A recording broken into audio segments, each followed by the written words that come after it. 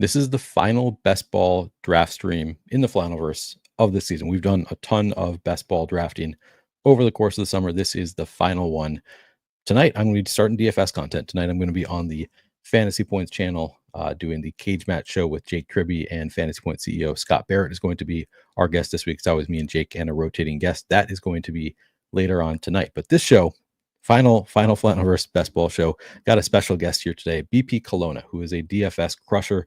He's only 23 years old, and he's got over $75,000 in play in best ball this year because he has that much money, because he absolutely destroys DFS.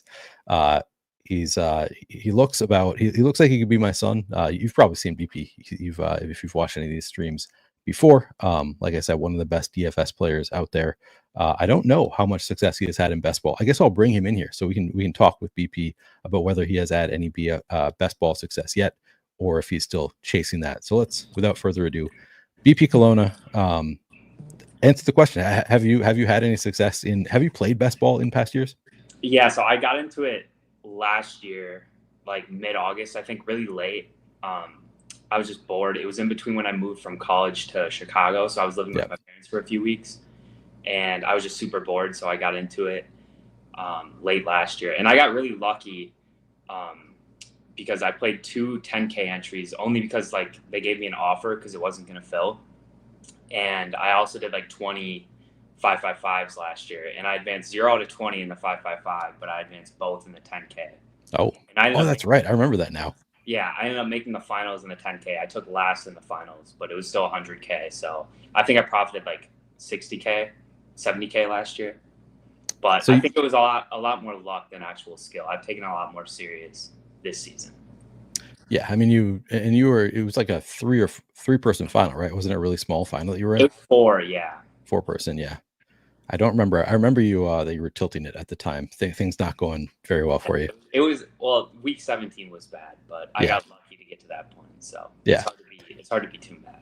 And I'm sure you were. You say that you got lucky and you've gotten better now, but I'm sure you were not that bad. Like, no, I was fine. I was probably still good, but not.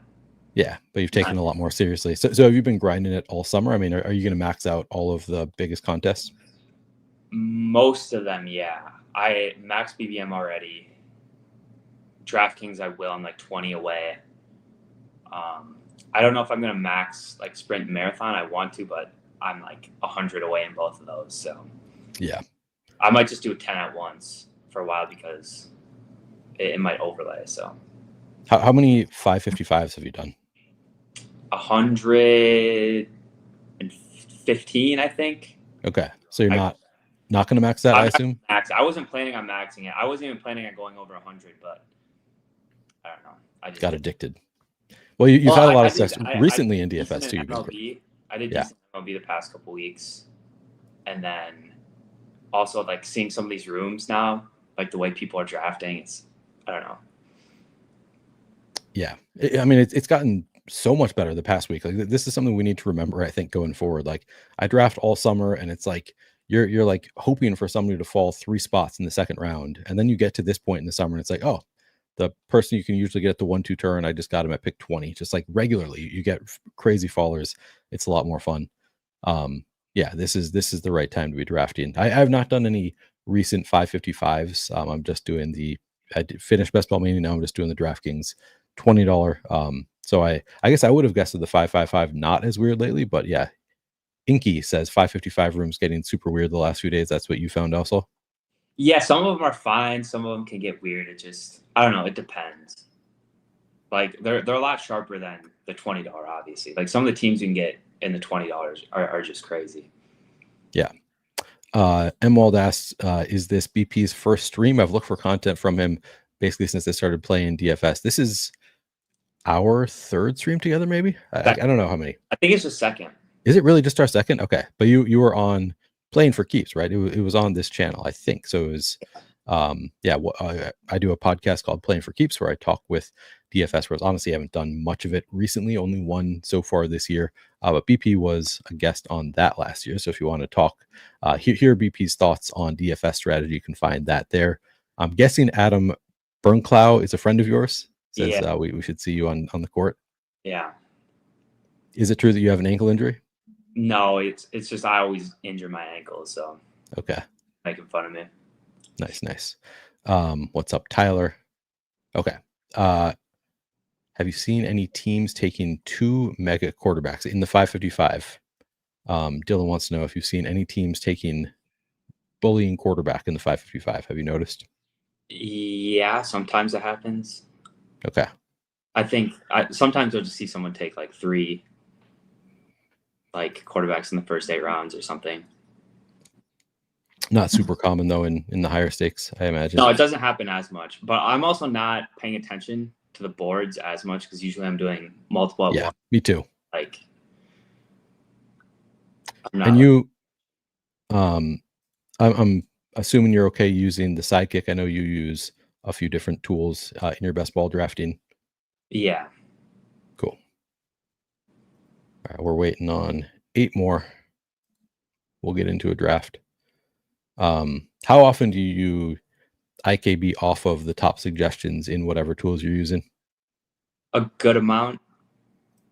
Like Yeah. I recently got the ETR one too, so I kind of have both.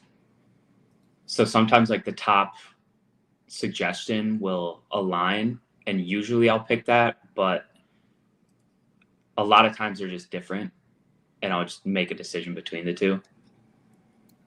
Oh, so you have them both open at the same time and you're Yeah, looking I in. recently did that like a couple weeks ago. It actually helps when you're trying to do a ton at once. Yeah, I'm sure. I think they both have their flaws though. So it's nice to have both, I guess. Okay. Flaws in the inputs, you think, or in the tools themselves? Both, I guess. Okay. Careful what you say. Shady said he's going to be listening. Yeah, no, I can't say too much. Yeah, I mean, I'm joking. I use it a lot, and it really varies for me. Like I think that I IKB off of it a lot, and then I look at some of my exposure, and I'm like, oh, that's 100% because I'm using the sidekick. Like I have a ton of Ramondre Stevenson in Best Ball Mania. Like he has not been a player that I've been like targeting at all. But then I use the sidekick, and a lot of the time he does make sense. And like I probably wouldn't have thought of it, but it's like, oh yeah, this team probably does need a chaperone running back here, carry me through the first few weeks. So it makes a lot of sense. Yeah, I've gotten a lot of Ramondre recently. Which is fine. Like I'm not like mad that I have a lot of Ramondre. It's one of those. It's like I don't think this was my idea. I think this was I was led to this Ramondre decision. Yeah, I mean, I don't think it's bad because he's going like you can get him at like 140 now. Sometimes even Yeah, later. I get him way later sometimes. Yeah, it's kind of absurd sometimes. Yeah, I was looking at the ETR week 1 projections, and that like I don't know, it makes you think because Ramondre, if obviously it's week 1 brain, but like Ramondre for where he goes and how good he projects, like obviously it's going to go down as the season goes on, but you're drafting him around other guys who might just be zeros the entire season. Yeah, true. All right, you sent me your exposures, so maybe I'll see if I can get these up here at some point. But we're in the draft already. We are in the 9th hole. I see Dylan made it in here in the 3rd hole. I am the Kai is in the 6th spot. Coveted 6th. Do you have a favorite spot to draft? 7. Okay. 7. So you like 7? Are you a McCaffrey fan? Yeah, but Okay. like I don't usually take him above the other 6. So I'm like even on McCaffrey, I think, but I like having the 7 spot because you just get one of the top 7. And See that? Yeah. Yeah, it's nice to be in the middle too. See, I've always said that my favorite spot is 6 because my cutoff is after the top 6, and then it's like McCaffrey is the next tier. But it's probably fair because like I don't generally take anybody else over McCaffrey after those top 6. And I think a lot of people would include him in that top tier. Yeah, after looking at the week 1 projections too, and Yeah. like he's just way better than everyone else. So if he stays healthy, like if you were to guarantee all the top 7 to stay healthy, like the entire season, McCaffrey might go number 1. Yeah. Assuming the projections are correct. Like, I mean, the projections are making assumptions. I'm not changing my opinions too much. Who do you like here? By the way, we're on the clock. Amon-Ra St. Brown, Nico Collins, I go Puka Nico. Nacua. Yeah, I'm a Nico or is Neighbors here? Those are usually my Neighbors. choices here. Neighbors went. Yeah. Okay. Yeah, I mean it's one of those things like the projections love him because they're going on what we've seen in the past. It wouldn't be that shocking though if he ends up getting a little bit lesser of a workload than he's had in the past, in my opinion. And maybe not. Maybe that's totally wrong. But yeah, and I haven't changed too much opinions just based on week 1 projections, but it's like interesting to look at and like yeah, for sure. So far, nothing too weird in this room. Top 6 went as expected. Neighbors ahead of McCaffrey. Not that weird.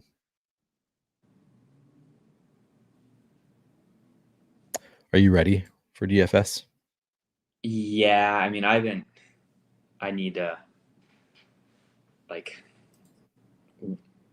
work on stuff, I guess, but like prepare. I haven't done much of that.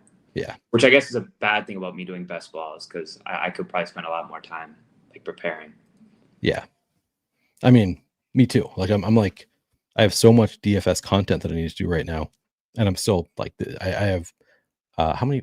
Three left. 3 DraftKings drafts left. So I'm almost done. All right. BTJ is still here. Brock Bowers, Lad McConkey. I think it's just BTJ, right? Is there any cool about it? BTJ or London would be my thoughts. Yeah, I'm cool with either one of those. Let's go with BTJ. I think it's a little bit of a fall. I guess not that much of a fall. ADB of 14.5. I wonder if that's the commercial. Do you see the commercial of Trevor Lawrence with Travis Hunter? No, I didn't. Oh yeah, they had a commercial come out today that's just the two of them, and you need somebody to give you hope. I don't know, just the messaging was like, man, they're really treating it like Travis Hunter is the wide receiver 1 based on this video. But it's meaningless. Clearly, it's just a commercial. Yeah, I was out on Travis Hunter like really early in July and stuff, but recently after all the reports coming out that he's going to be like a primary wide receiver first and then cornerback secondary, I thought it was going to be the other way around, but I think pick now. And he's been falling. Like he's been going later than he had been early. Like early on, he was. I mean, for a while it was like a 3-4 pick, and then for most of the summer, I think he was like pick 55 or so was like his ADP, and now we can get him like late 60s a lot of the time. I've been getting a lot of Travis Hunter lately. FK Coolers, we talked about this a little bit, but FK Coolers asked, did Parker utilize any of the publicly sold tools like ETR or the Sidekick, or did he use his own proprietary model / projections for best ball? Yeah, I don't have any of my own models or projections for best ball. I use ETR, Sidekick, and then I just use my brain on top of both of those. There are some things like it's hard because I just want to trust the tools, but sometimes I want to like IKB it, right? Like one of the spots is like DJ Moore versus Calvin Ridley. ETR has that like DJ Moore 19 spots ahead, but I don't know. Yeah. Usually I'm taking DJ Moore there, but there's been a few times when I've taken Calvin Ridley on a team where it makes sense. Yep. Yeah. And that's kind of your approach in DFS too, right? You don't have your own proprietary, like you don't do your own projections from scratch, do you? Not really. Besides, I mean, NBA minutes, but yeah. Oh, right. Okay. But yeah, you're kind of using other sharp what's available from sharp people as your baseline, and then adjusting using your brain. Yep. Jonas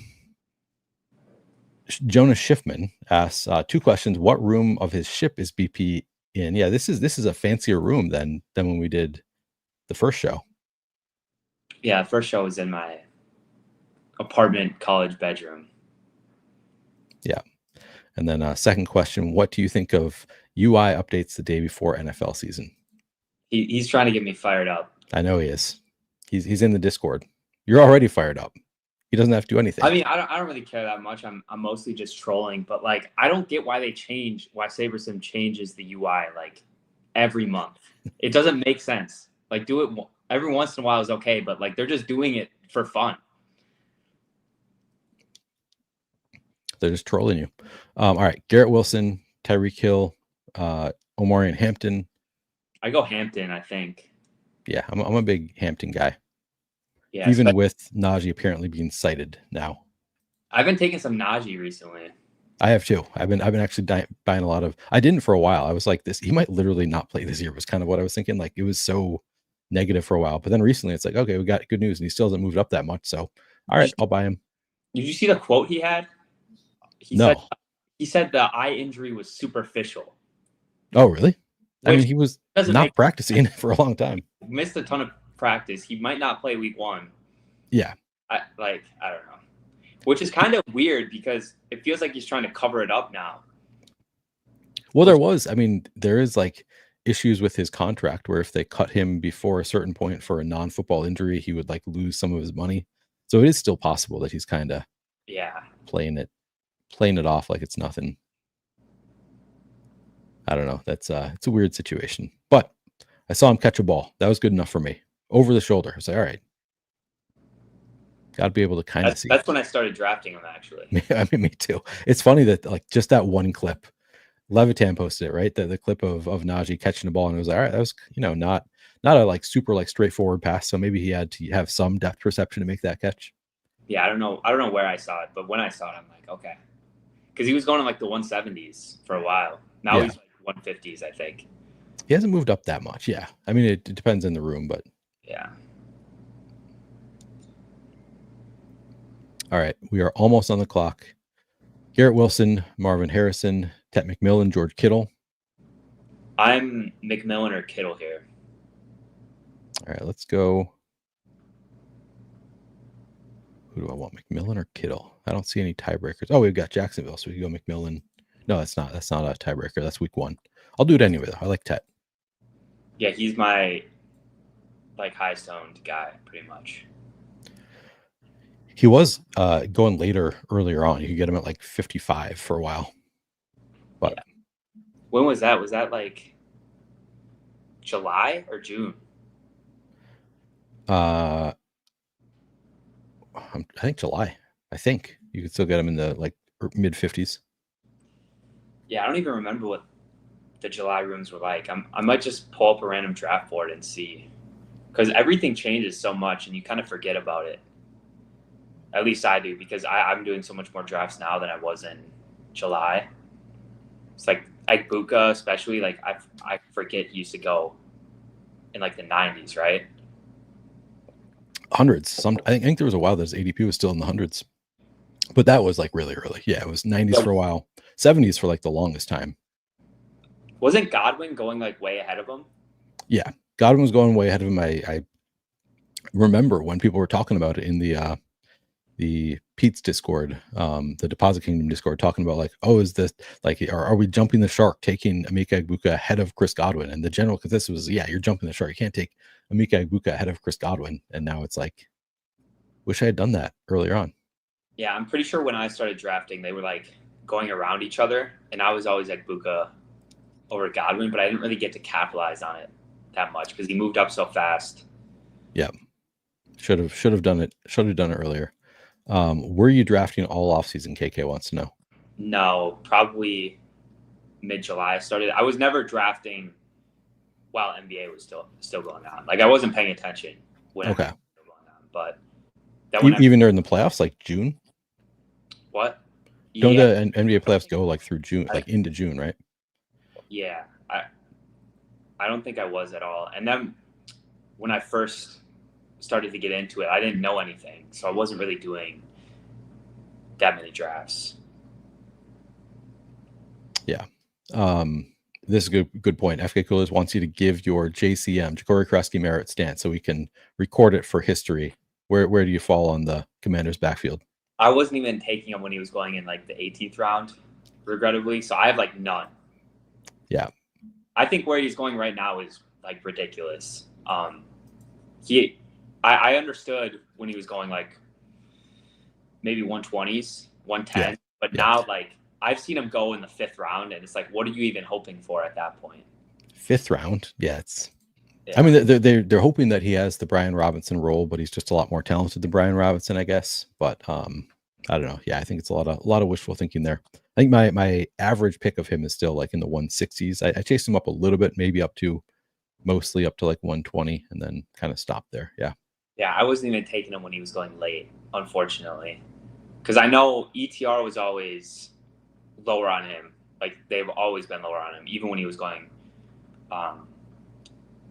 really late. It was hard before Brian Robinson got traded. I mean, it was hard to like project him to be like valuable at all. Yeah, I think it was a little bit tough. I mean, that's definitely one where I have to credit the sidekick for getting me onto JCM a lot earlier, because I beat off him a lot and still got a ton of Decorah Gretzky merit at good prices.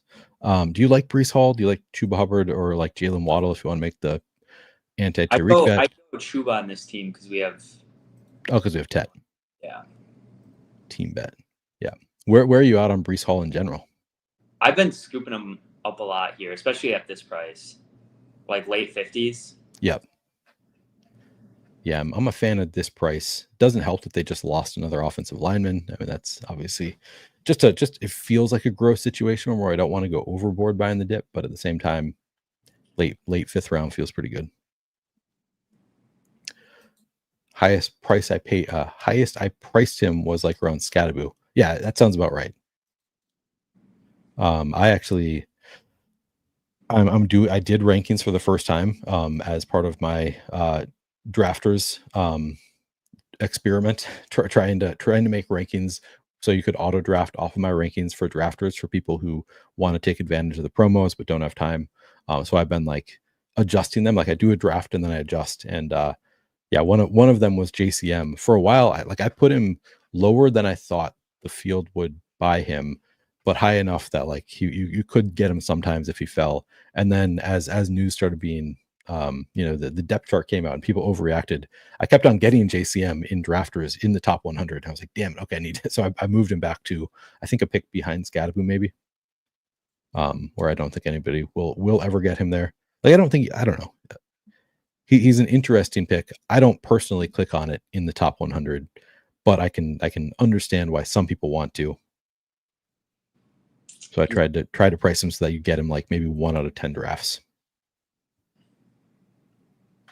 Zach says there is no shot you just passed on Breece at 57. If Chuba wasn't there, I would have taken Breece. He might come back though. I mean, honestly, yeah, it's just like that'd be crazy. Yesterday's price is not today's price.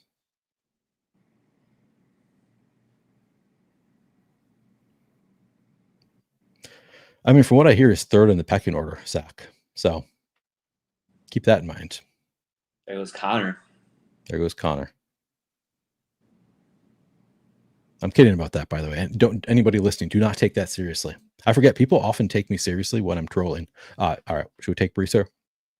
Yeah, did he make it? He did. He made it back to us. Yeah, take him. Eat shit, sacrilegious.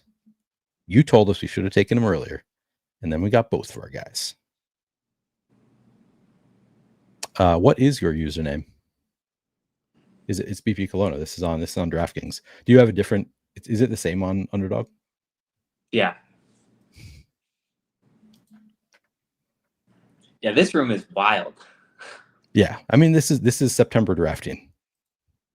This is how the rooms are right now. Yeah, I remember like I was mad at myself for not drafting more teams earlier because I thought like I could have gotten CLV or whatever, but after seeing some of the rooms, I'm like, okay, I probably made the right decision. Yeah. I feel like it's better to draft later. And we want to tell ourselves, oh, well, you can get great value early. You can get better value early on because it gives us an excuse to draft earlier. A lot of us like who do a lot of drafting, at the end of the day, I think it's just better to draft later on. Like you not only have more information, you have the information edge on anybody who drafted earlier, but then you also just get people who don't play best ball who are like, all right, I want to try to draft my season-long fantasy team in a best ball contest. So they're just making wild reaches to try to draft their own team. And yeah, I think drafting later is better in general. Yeah, and a lot of my early teams had like Garendo, Broshan, Jalen Wright, like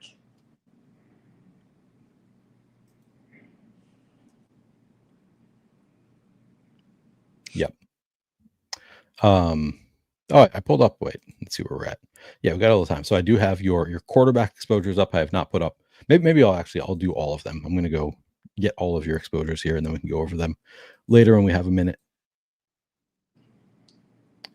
But yeah, this is obviously a pretty nice start to the team. Where are you at on Rashee Rice?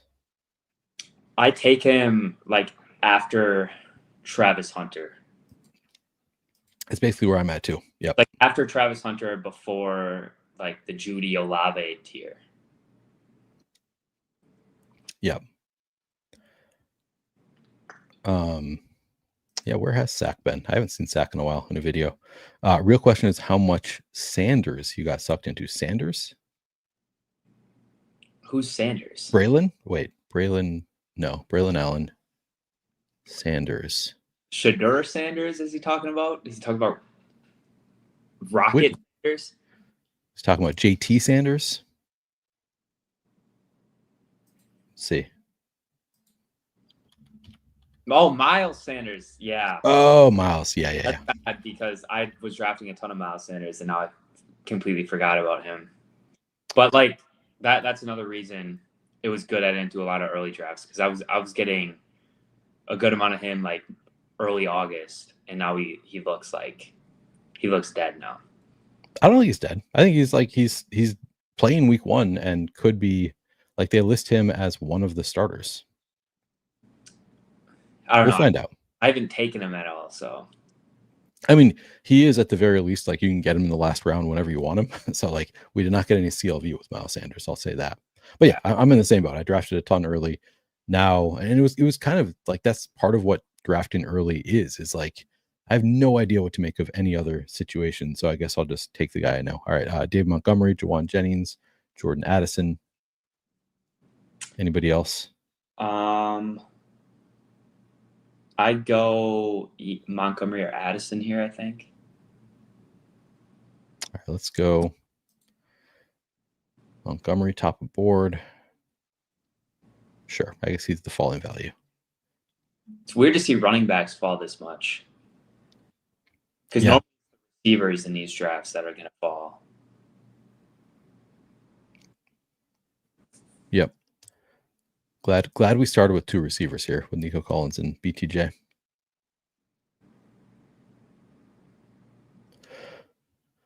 I kind of like both of Jennings, Addison. Just getting these guys who are going to put up big scores later on. Getting a discount.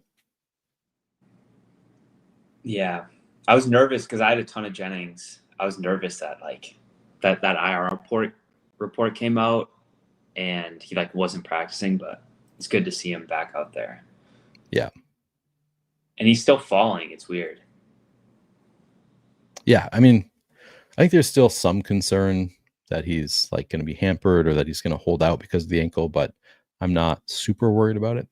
So I've been buying the dip.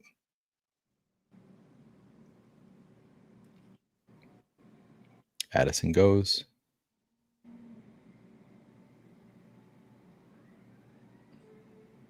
What rankings are these? So they initially were the ETR rankings, and then I adjusted them somewhat. And they're also not super updated, I think. I was gonna say Jaden Reed 83 is interesting. Oh, then that means I definitely have not updated. Yeah, that was so. When I update, I move Jaden Reed way down in the rankings. But I also because I use a sidekick, I'm just like I don't think as much about the rankings. I like to have them there just for like certain players that I know they're not as high on that I like, so I'll move those players up significantly. But otherwise, I don't worry about it too much if they're players that I am in agreement with the sidekick. Did Ricky Pearsall go 37? Am I seeing that right? Let's see.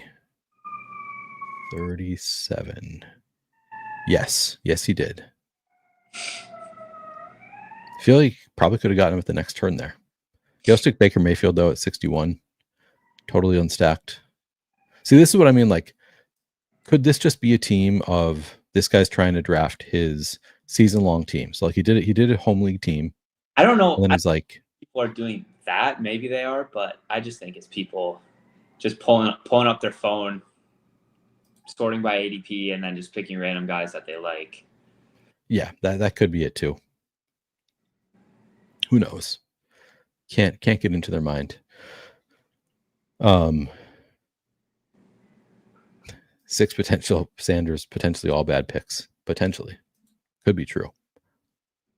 So you guys think a winner will be made at the end? I mean, I think it's more likely than other points, but like there are so many drafts that happened earlier that like it's still not the likeliest scenario that in the last few days the winner is going to be picked. But I think the odds are higher than like any other 3-day sample. Would you agree with that? Yeah, I think so.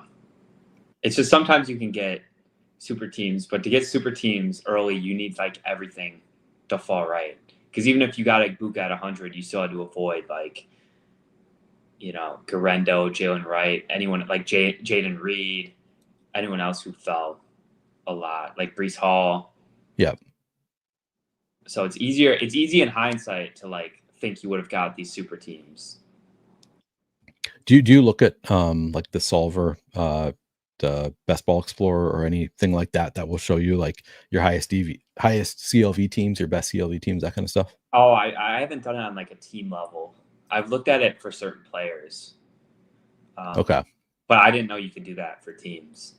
Yeah. It's kind of cool. I do like those tools. I also Ricky our Fresh was just sending me another website that you can do something similar. So it's kind of, I mean, that's as we get towards the end of best ball season, I enjoy just kind of looking at that kind of stuff.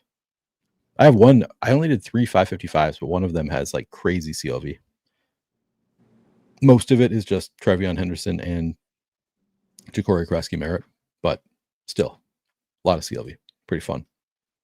Yeah, I was getting a good amount of Henderson before, but I didn't do that many drafts. So now I have like a big fade on Henderson because he goes like in the third. Yeah, he goes kind of prohibitive now pricing.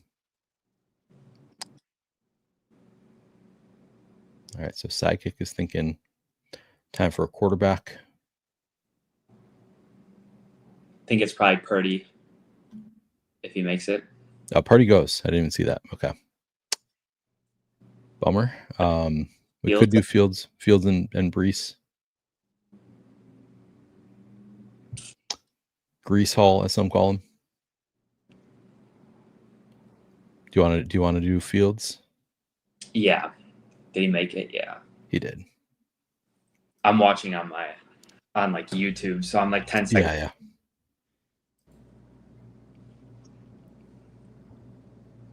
All right.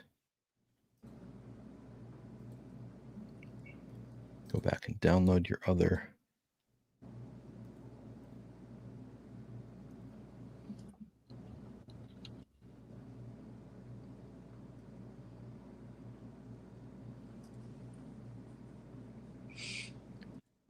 All right.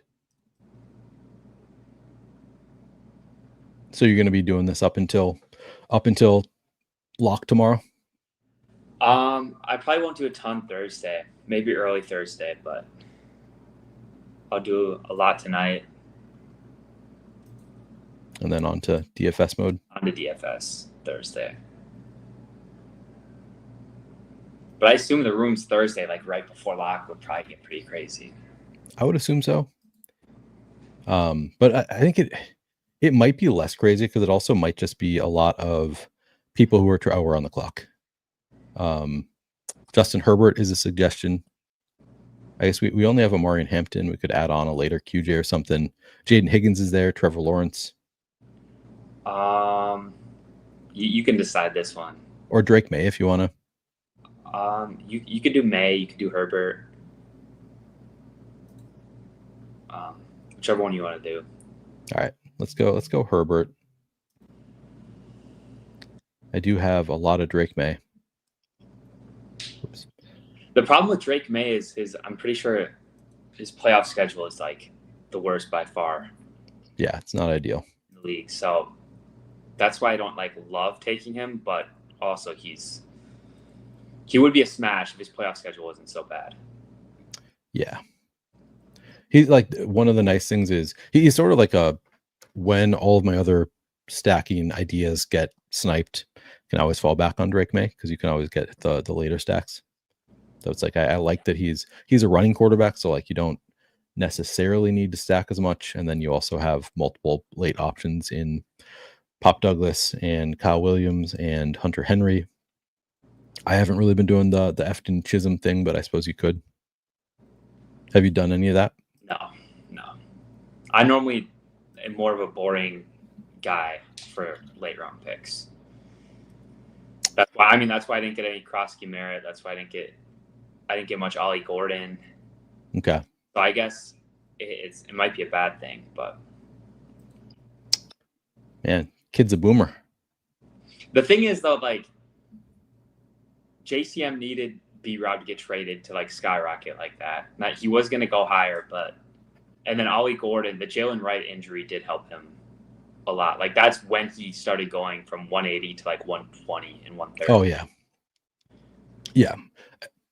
I had like literally just, I mean, he had been moving up a little bit because Alexander Madison got hurt and then Jalen Wright looked bad. So like, I think he had already been moving up a little bit and we had started moving him towards Jalen Wright, but I literally the day before the Jalen Wright injury, I did a big dog draft where I was like waiting for Jalen Wright to go off the board before I took Ollie Gordon. It was kind of what I was trying to do. So I was like waiting. And then finally like 20 picks past ADP. So at that point, Jalen Wright's ADP was like 170. I was like, I think they were both there. And I was like, well, I got to take Jalen Wright because I get this great ADP value. So I took Jalen Wright instead of Ollie Gordon. And then literally the next pick, somebody else took Ollie Gordon. So probably had the same thought process as me of like, I'm just going to push it until the buffer gets off the board. And then of course the next day Jalen Wright got hurt. So that sucked.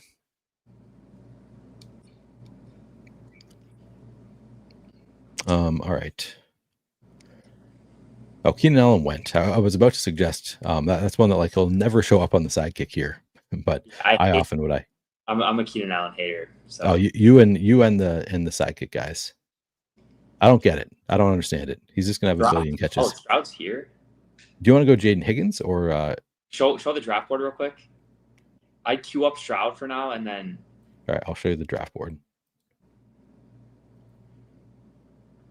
If you think we could push Stroud, then yeah, but these rooms get really weird. So. Oh yeah. I guess nobody does have. Because someone might go Higgins. Actually, no, we would take Higgins, but yeah, I'd just go Stroud and play it safe. I didn't go safe. I went Higgins. Oh, we're pushing it. Yeah. Trey Harris just went.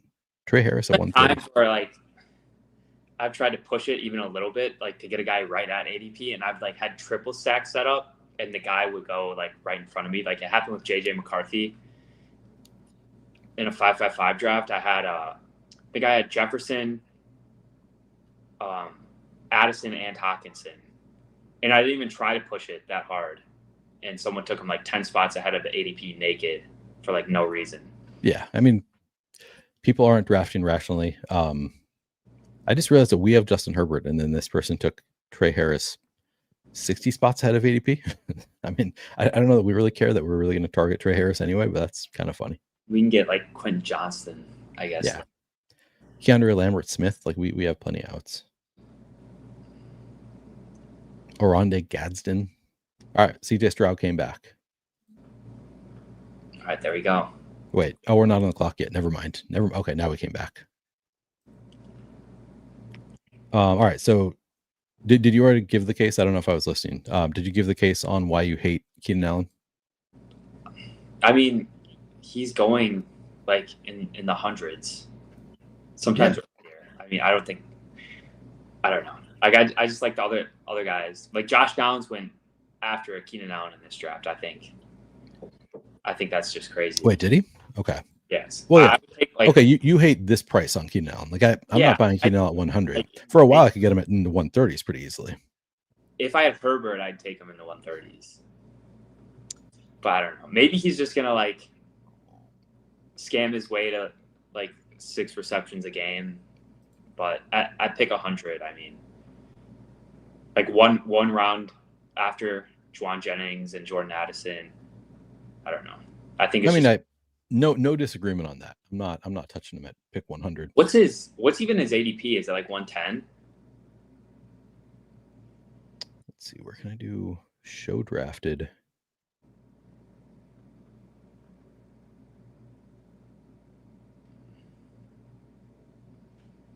Although, like in the top 100 would be where like based on the fantasy points rankings, that would be where he goes. So he's at 107 now. Okay.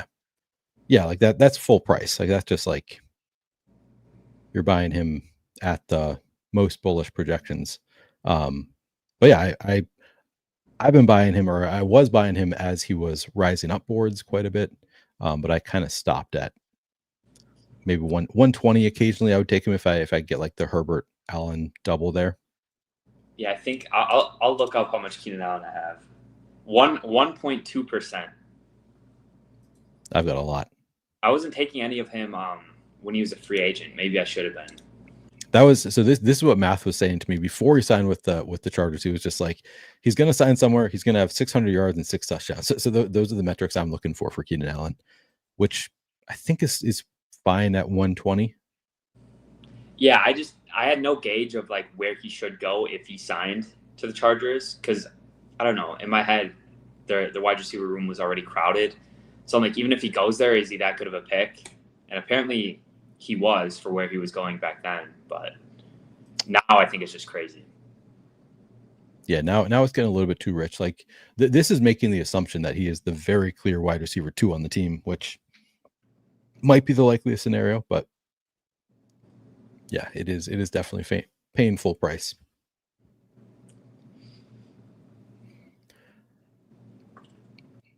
But I liked him quite a bit as he was rising up. I was like, I can take him at 150 after he signed with the Chargers for a while. It was like a slam dunk to me. But we'll see. We'll the nice thing is we get to find out this week.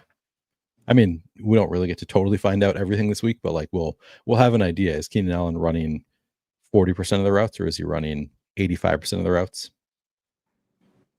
Get some indication of how things will look. Actually, that's Friday night game. That'll be fun. What do you think of these weird schedules? I haven't paid attention too much, but is there a lot of Friday night games coming up? I know there is this week.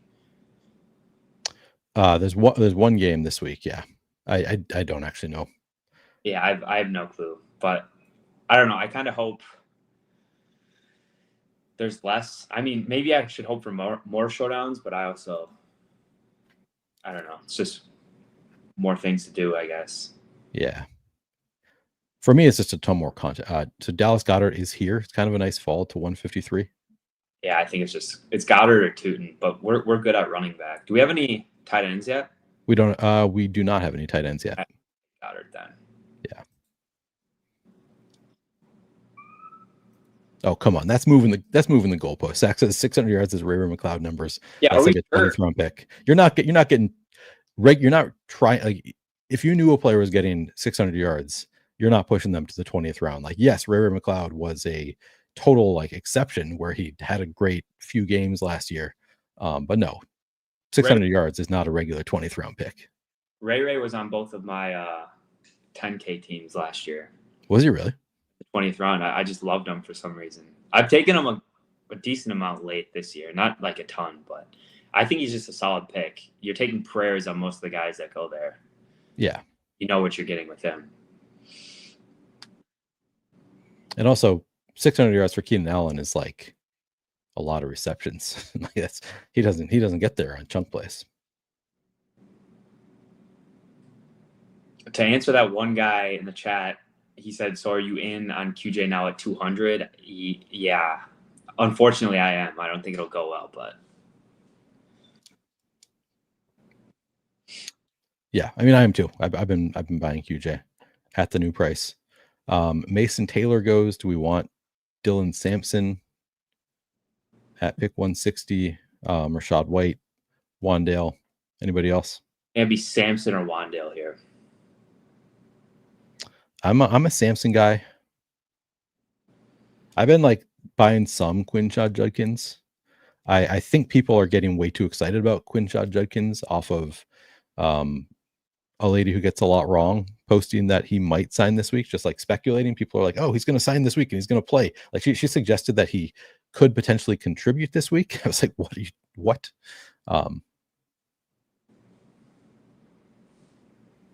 Yeah, no way. Is good. Yeah.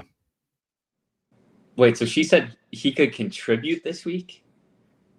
She said he could contribute this week. She said he might sign, and if he signs early enough in the week, he might even contribute week 1. But she like has gotten so much wrong historically. Clearly does not have any kind of inside information. Just like, I don't know. Yeah, I have 9% Judkins and Sampson, so I don't even know what I'm rooting for. I guess I'm rooting for Judkins to come back. Yeah.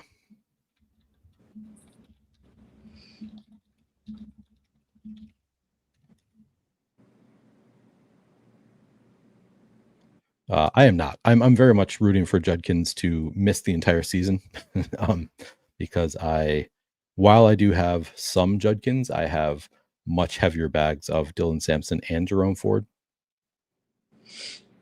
I don't think I have much Ford.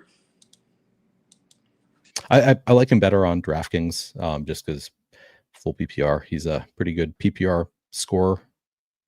Yeah, I have 6%, so more than I thought. Adam wants to know if you would call yourself a superhero.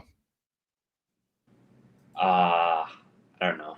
Just don't pay attention to him. He's on one in the chat right now. I know he's just trolling you, and I enjoy that. Yeah. All right, let's see.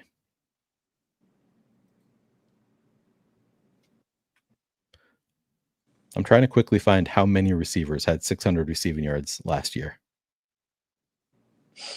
And I don't know what the number is. But then 6 touchdowns is also a high number. It's part of what you're getting with Keenan Allen. Yeah, Dave, you're worthy. Sorry, Allen. Go ahead. I said I'll let other people take Keenan Allen at 100. I'm just arguing with sacrilegious now. I'm not even taking him at his current prices. Are we sure Ray McLeod isn't better straight up? Think Keenan Allen? Come on. I mean, it could be. Like, would it be that shocking if he outscored Keenan Allen? I guess not. Wouldn't be. I like the upside of Keenan Allen a lot more. I think that the upside for 808 is a lot higher for Keenan Allen than Ray McLeod. If Lag gets hurt, he could be a smash, actually. Yeah. I mean, if you just look at Mike Clay's projections for Keenan Allen, or like fantasy points projections, they're way. All right, so Jonnu is the suggested pick here. Chig Okonkwo is there. Kyle Williams. I'd be Chig over Jonnu. I'd be down for Chig. I actually don't have a ton of Chig. Yeah. And I don't hate it.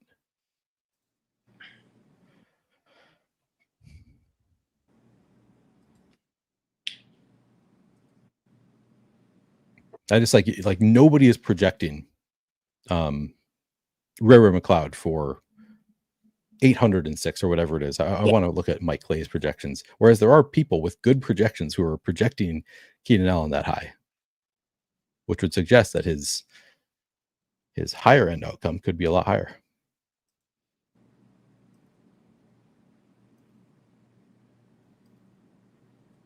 All right, where are we at? We are on the clock. Still suggesting Jonnu Smith or Harold Fannin, Joe Mixon. Troy Franklin is there.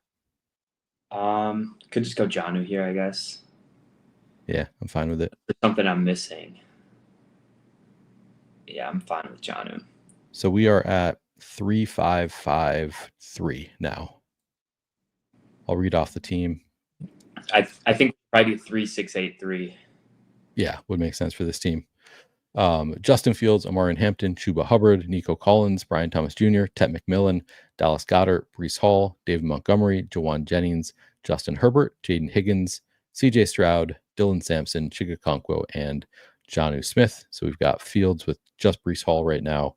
Herbert with, I guess, just Amarian Hampton. We haven't stacked him up really either. But then we've got Stroud with Jaden Higgins and Nico Collins. Is Johnston going? Johnston went, yeah. Went much earlier in our draft. He went at pick, I mean, not much, 173. But considering he's been like consistently an 18th round player in most of my drafts recently, it's kind of annoying. Yeah. What do you think about like Joe Mixon in like the 19th round or 20th round? I did that a couple times. This is where I've started drafting him. Yeah. It's like, which it felt weird. I didn't want to, but it was. Yeah. Well, he could come back. All right. Mike Clay projection on Keenan Allen: 824 yards, 5 touchdowns with 71 receptions. It's not bad. It's not bad. 71 receptions, full PPR.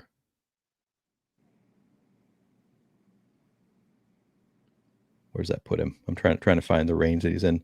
Puts him between Chris Godwin and Keon Coleman. Now Chris Godwin, but after also Jawan Jennings, he has Jennings in for 17 games, then Chris Godwin, then Keenan Allen in the rankings, then Rashid Shaheed, then Josh Downs. So like, I don't know. Seems pretty good.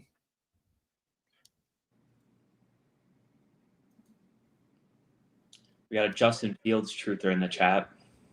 I like that. I've got a lot of Justin Fields. I posted my BBM exposures the other day, and I got a fair amount of Justin Fields. I think he's my QB3, maybe. I think I have like just as much as I do of JJ McCarthy. What's up, Eddie? Eddie with the good hair. Is BP worried the only best ball teams he cashed last year were in the 10K, and he's spraying the 555 this year? That's a fair point. They're saying I'm due. People are saying I'm due in the 555. Yeah. Neil, is this your son? Father-son bonding time? No, he's my nephew. Come on. He doesn't even have a beard. You think I'd have a son that can't grow a beard? What contest has BP max? We talked about this a little bit, but have you actually completed maxing anything yet?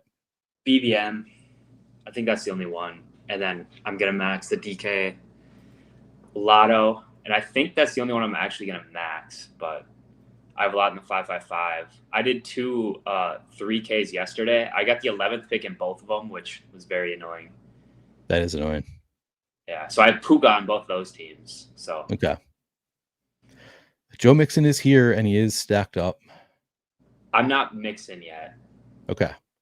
Maybe take a receiver that we can stack. Jalen Coker, Jalen Noel. I guess that's a stack. Josh Reynolds, if you just want to get something with Fields. Yeah, I'm cool with Noel or Reynolds, or if there's like a running back that's good right now. Any of those. Got Reynolds queued up. Yeah, let's go Reynolds. The other thought would be like a Keandre Lambert Smith, maybe. Yeah, does Reynolds or Noel go first? I don't really know. I guess I could. I already took Reynolds. Oh, so with this next pick, we could. How many picks do we have left? Oh, we have 3. Three left. Okay. So we could go Noel, I guess. Yeah, let's see what are we at as far as structure now. We're at 3, 5, 6, 3. Okay. Yeah, we could go Noel. Or a running back. Running backs, I'd be fine with Kendra Miller. It is kind of bleak at running back. Brashard Smith is there. I think one of those guys will probably fall back. So we could just hear the Noel. Yeah. Yeah, I'm so used to like drafting with like everything in front of me, like sidekick and other stuff. So it's weird to do it without those. Yeah. They just reported that Najee Harris is playing Wish I Bought the Dip. I mean, you can still get him at like 150 something. Like I've been buying that dip at like 150s, 160s. I think like he became a good pick after it became evident that he's probably going to play this year, but I don't know. Like he's still not like an awesome pick. I don't think. Like I think he's like at this point probably just the running back too on what should be a good offense. So like I think he has probably some standalone value and probably good contingent value, but yeah, I mean where he goes, I think he's good. I think he's a good pick too. Yeah, I mean there's a chance. The problem is he just signed, or like this is his first year with the Chargers and he missed a ton of time, which sucks. Like if this wasn't his first year, I think this would matter a lot less. But he is also like the type of running back that coaches love. Like he just like does everything right, doesn't like make dumb mistakes. So yeah, this could be a Ramondre Stevenson situation where, you know, it's like, yeah, he might get more work than we're expecting right away. But like you said, like he hasn't really been practicing. I don't know. I like him where he's going. Yeah, he also sucks, which is a problem. Yeah, he's like from a fantasy standpoint, not a great running back, which is bad. But he's on a good offense. Yeah, Drafters does have a ton of overlay. Benny was asking the best overlay contests. You can use promo code PlayerQ if you want to get your first deposit matched up to $100 on Drafters. By the way, I forgot to say, I haven't said it yet in the stream. If you could like the video, that would be very much appreciated. We're just getting to the start of NFL season. If you could subscribe to the channel, I will be doing a lot of content on this channel, including 2 shows tomorrow, doing a showdown show, a Run the Sim showdown show with Adam at noon Eastern, and then prior to lock, I'll be running another showdown show just like last year, every Thursday night, Monday night, Sunday night. I'll be doing Friday night this week. Tons of showdown shows. So if you want to see when I go live, you can subscribe and then hit the little notification bell if you want to get alerts when I go live. But I'll be doing a lot of content during the NFL season. So yeah, if you could like the video, subscribe to the channel, and then if you want to, hit the notification bell to get alerts when I go live. All of that, very much appreciated. Have you been drafting any Tyjae Spears, like in the 180s? Yeah. Oh yeah, I've been drafting a lot of Tyjae Spears. Yeah, he's like one of my highest guys. I almost really lucked out because I was drafting a lot of Tony Pollard and early was not taking a ton of Tyjae Spears. And then I started like a week before the injury. I was like, oh yeah, Tyjae Spears. Why am I not drafting this guy? And just started drafting a ton of Tyjae Spears. And then he got hurt. And then, the dip has been. So I continued to buy. Yeah, the problem is like high ankles, and this seems like a legit bad high ankle. Like even when he comes back, it's probably gonna be what, week 9 or 10 by the time he's like fully back. Possibly, yeah. So yeah, it was also for a while. It was like he might be back for week 1, is what they were saying. So I think high ankles are kind of a wide range of outcomes. I think 8 weeks is like the low end of. I guess he's on IR, so maybe not. Like the fact that they are already saying he's going to be out 4 weeks, it probably does mean it's more severe. But once he comes back, he'll be good, probably. All right. Rashard Smith goes. Miles Sanders is the top suggestion here. It's getting dark. It is getting dark. We could do it. We could do Jarquez Hunter if you want a little rookie upside. Trevor Etienne. Monungai out of all these guys, I think. Monungai. All right. Or Roshan. Whichever one you prefer of Monungai or Roshan. I prefer Monungai, I think. Roshan is one of those that I KB off of a lot. Like the sidekick will tell me that it likes just recently, like the past couple weeks, suddenly Roshan will be there a lot. And I'm like, God, I don't want to take Roshan anymore. But I have not completely IKB'd off it. It's just. Yeah, I was getting a ton of Roshan early. I thought he was a really good pick, but now he just hasn't practiced for a month. The vibes are bad. Yeah. No one has talked about him. He hasn't practiced for a month. Yeah. We have no news. He might just be dead. We keep hearing about this rookie that's better. I'm queuing up Keandre Lambert-Smith. I'm not committing us to it. I just wanted to saw that he's still available. So if we want a Justin Herbert receiver, we could. Someone's asking about, all right, my friend's asking about Darius Slayton. I actually have a ton of Darius Slayton, so I think he's good. Wandale too. I like all the Giants. Yeah, I have a lot of Neighbors, a lot of Wandale, a lot of Slayton.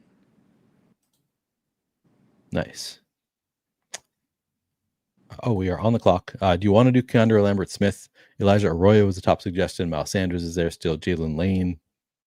I guess Lambert-Smith. I never get him, but I don't either. But this feels like the spot where we missed out on the other stacks. All right, let's do it. I don't think I have Dart. Someone asked in the chat. Unfortunately, I don't. I don't know why, but usually I have like 3 quarterbacks before Dart goes. He's like a good last second stack guy, but he's been going earlier now. So I was getting him a good amount when he was going like the last round, but not anymore, which kind of sucks because I want a lot of Dart. Yeah, I think he's actually good. He's one that Debro was on early on. Like he was talking about the talent involved with Dart. I wish I had a bit more because he's looking very correct based on the preseason. Appreciate you, Pepper Tony says no joke, Neil. In-season analysis is top tier. Looking forward to it starting back up. Appreciate you. So yeah, if you want some of that in-season analysis, make sure you subscribe to the channel. Let me read off our team here.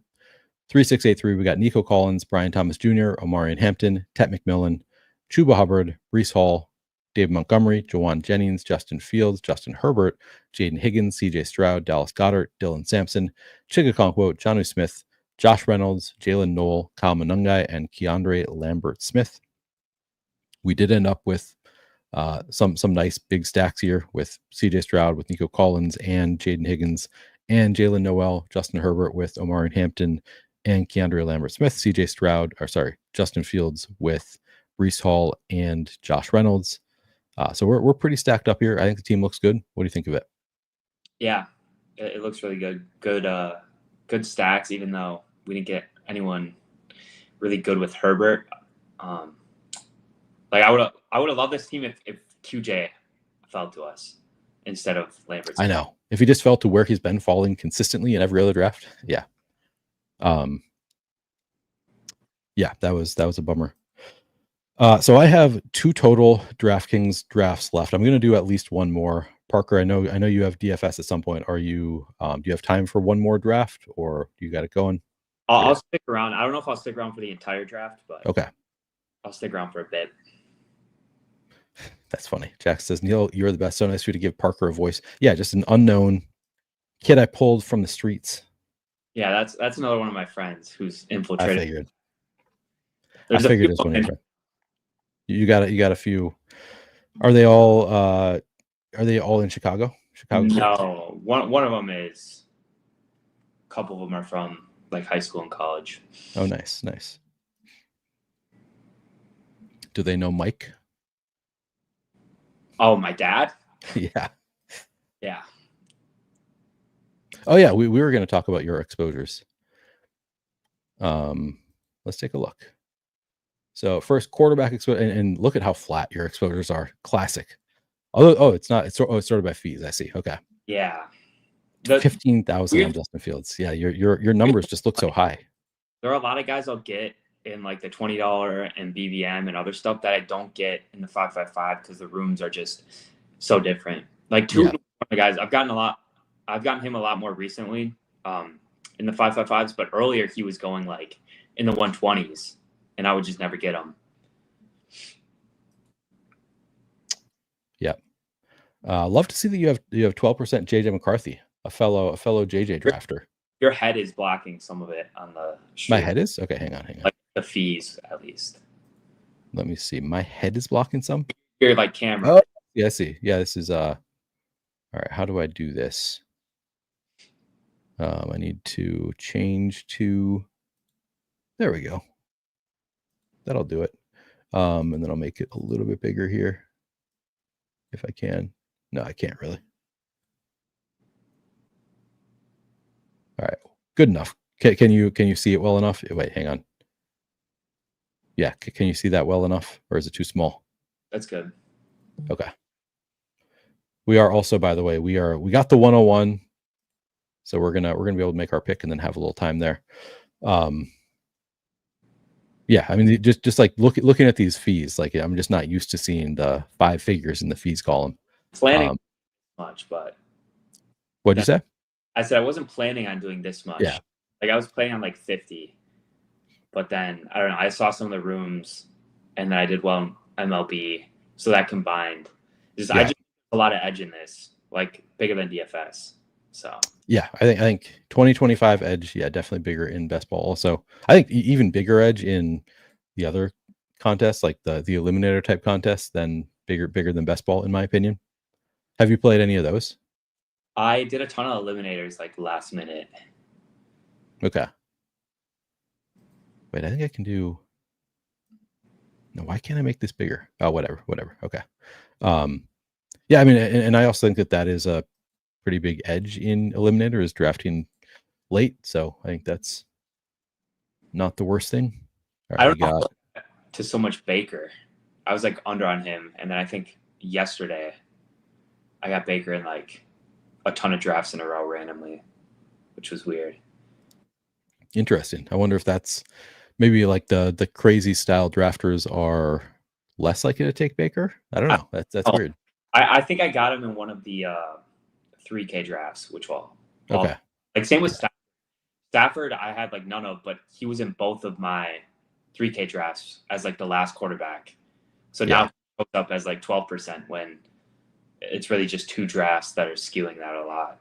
Well, yeah, Baker, you have 7% overall, so you're under the field in terms of your actual drafting, but then fees, it's a lot higher. Yeah. Um, Running backs, you're a Tyler Algier bro. Like he's on my top exposures page also. Also on DraftKings, he just goes like ridiculously late right now, so that makes sense. Yeah, I mean, I just think the most likely outcome is he gives you like maybe 2 or 3 decent weeks, but if Bijan goes down, like he is probably the best handcuff in the league. And going up in the 160s, 170s, I think it's worth it, especially on teams where I'm like behind on running back. One thing that's standing out to me here is you don't have either of the Seattle running backs on your top exposures page. Check. What do you say? I said I can check. I'm Oh, 6% Charbonnet, 3% Walker, how much you save Charbonnet? 6. Okay. Interesting. Surprises me a little bit. I feel like most people have been pretty in on Kenneth Walker, but I guess you started drafting later after Kenneth Walker rose up quite a bit, so that would make a difference. He was going, fifth round pretty consistently for a while. Now he's more like fourth, sometimes third. Yeah, I think Charbonnet is just a little overpriced on DraftKings, especially because his ADP is like 94. And Yeah, I mean he's another one that like he just moved up a lot in the past month or so. I also like honestly wasn't drafting a ton of him before the move up, which is kind of a regret for me. But yeah, he's gotten to a point where he's kind of cost prohibitive. I draft him occasionally, but I get it, I guess. Bashal Tootin is on the list. He's your only Jacksonville guy here. I guess I could check with chat, see who they're intrigued about. Marvin Harrison, someone asked, it's going to be low. 3.5% Marvin Harrison.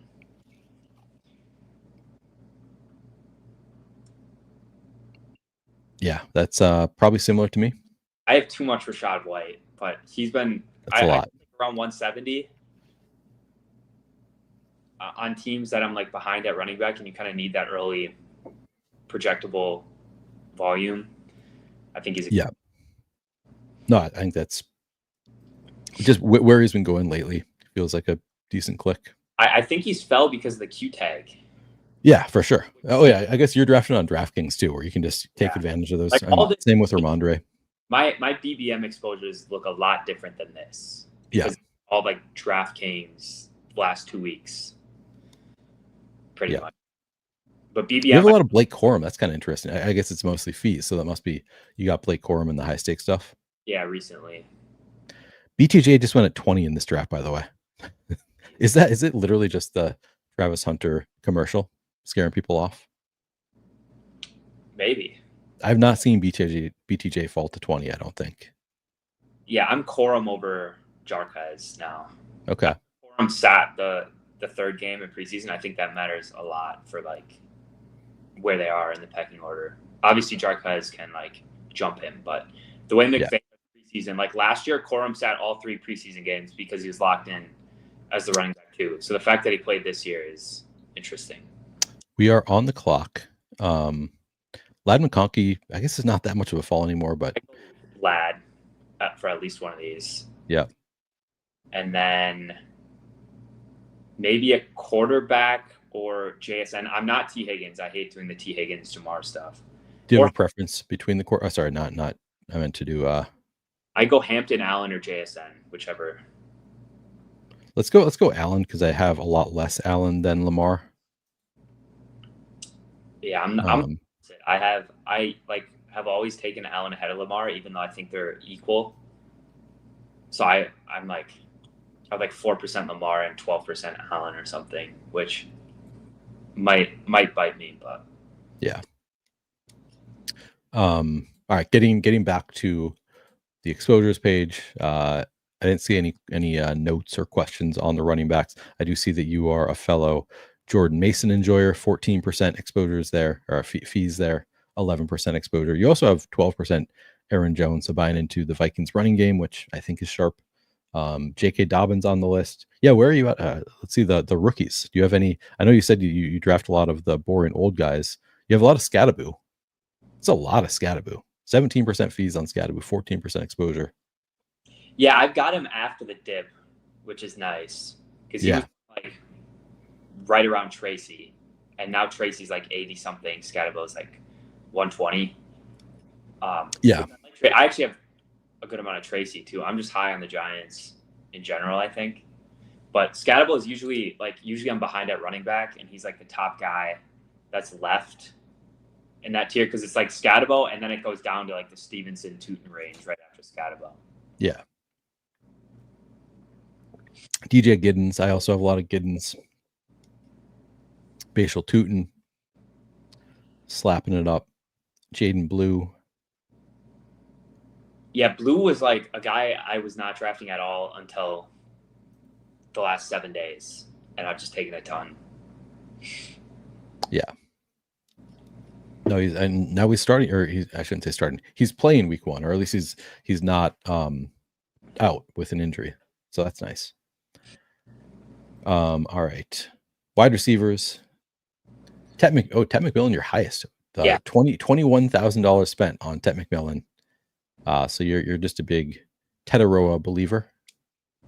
Yeah, I take him ahead of Tyreek Hill, so that, and then it's always a decision between him and Devontae, and usually it just depends on my team at that point. But I'm taking them ahead of some of the running backs in that range. Taking them ahead of Tyreek. I'm trying to think who else. I'm taking them ahead of Marvin Harrison. Okay. What leads to that? Yep. Yeah, I mean it's nice click.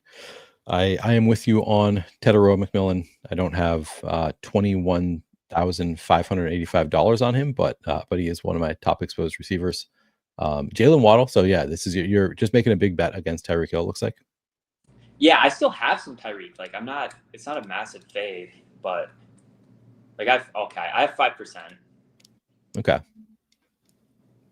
George Pickens not on the list. So you're one of the few people who is not hyper bullish on George Pickens. No, I like Pickens, but he's risen a lot recently, and I'm taking him like right around ADP. And he goes earlier in these 5.55, so he'll go like 41, 42. I'm still overweight on him, I think. But okay. I want to have a ton of them, but I have 10%. So. All right. Malik Neighbors. So you must have been getting a lot of late first round picks, sadly. Or maybe not sadly. I guess that's fine. Late round picks this year. Yeah. And Neighbors was on one of my 3K teams. So that's why that's 13%. Same with Puka. He's on both of them. That'll do it. Anything else interesting here? Mostly, yeah, not really. Tight ends, we'll find out. Are you an elite tight end guy or a Brock Bowers number 2? Love to see it. Love to see a Brock Bowers number 2. We are almost coming back on the clock here. Dallas. So I think these might be my top 2 also. Dallas Goedert, Brock Bowers. Goddard just going too cheap. Mm-hmm. Bowers, just somebody that I really like. Looks like you really like him too in the second round, particularly on DraftKings. Kittle, it sounds like you probably missed the best prices on Kittle when you can get him in like the 4 or 5 turn. Yeah. But still a good fallback option. Yeah, I don't know. That range is weird. That's why I like the middle so much better than the very beginning and the end. Yeah. Same. Like 4, 5, 6, 7, I think are the perfect spots. All right, we are coming back up. Garrett Wilson is here. Xavier Worthy goes. Garrett Wilson, DJ Moore, Jalen Waddle, Breece Hall, Kenneth Walker, Chuba Hubbard, Alvin Kamara. Probably Garrett Wilson with one of these. I don't have a lot of them, but at this price, at 48. Yeah. I mean, his ADP is down to 44. He's just been plummeting. I was out on him early, luckily. Yeah. Now I think he's a little bit better. Yep, I'm with you. Yeah, I'll sort by ADP so we can just see. Kamara would be the next. Jameson Williams, I don't have a ton of. I'd be okay with it. Ibuka, Brees Yeah, Hall. ugly. I'd go Brees or Kamara. We could do the Jets double if you wanted to. I'd go Brees. All right, you win this round, sacrilegious. I think he left. He was too mad at all the Keenan Allen speak. Housey boy, Jaden Blue. That's funny.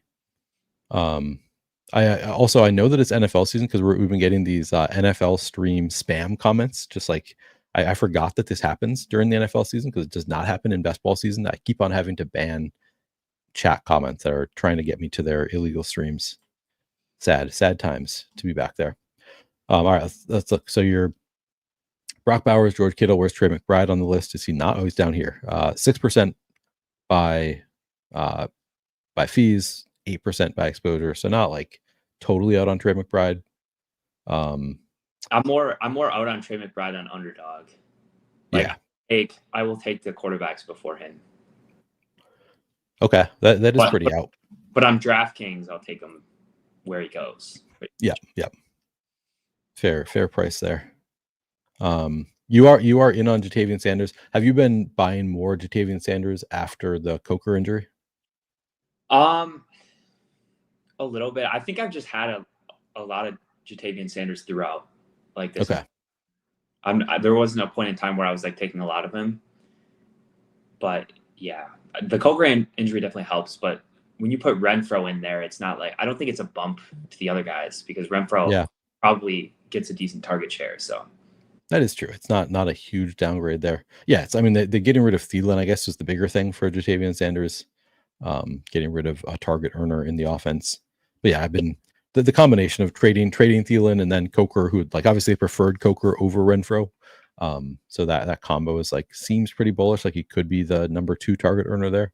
Yeah, if it was like David Moore or something, like I think that's a lot. But yep, if it's Renfro, which I think it is because it's a slot, I don't think that's like a bump to anyone else. Glad to hear. Zach Luda says still here just working, but you've redeemed yourself with the Brees pick. Okay, we've taken in both drafts also. Back exposure. Zach would be proud. I have a lot of Brees, I think. Oh yeah, let's take a look. We'll check your work on it. Brees Hall. Here you go, Sacrilegious. $13,000 spent on Brees Hall, 14.7% exposure, 14.6% fees. So you are. Have you been buying any Braylon Allen? With I mean, he's risen so much recently. Did you?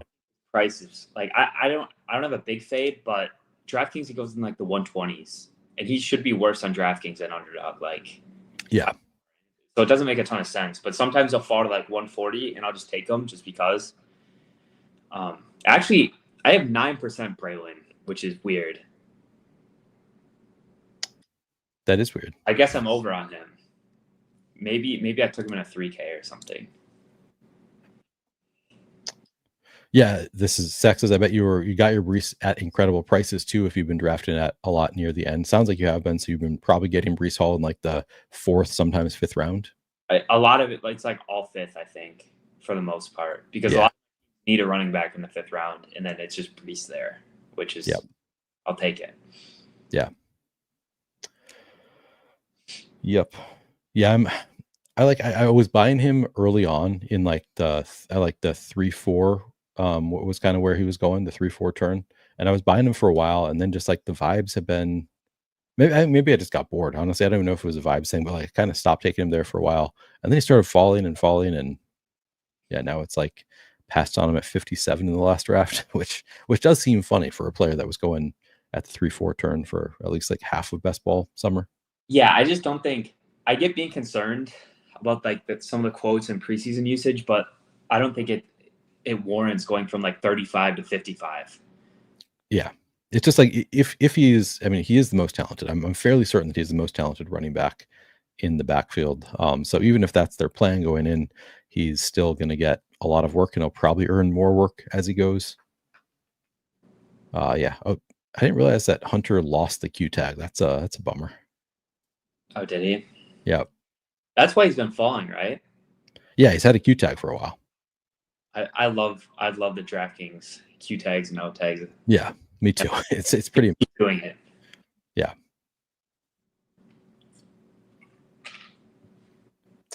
So we have one quarterback. Yeah, we need. I guess we have 3 receivers already. We just have one quarterback, one running back, 3 receivers. Hunter goes.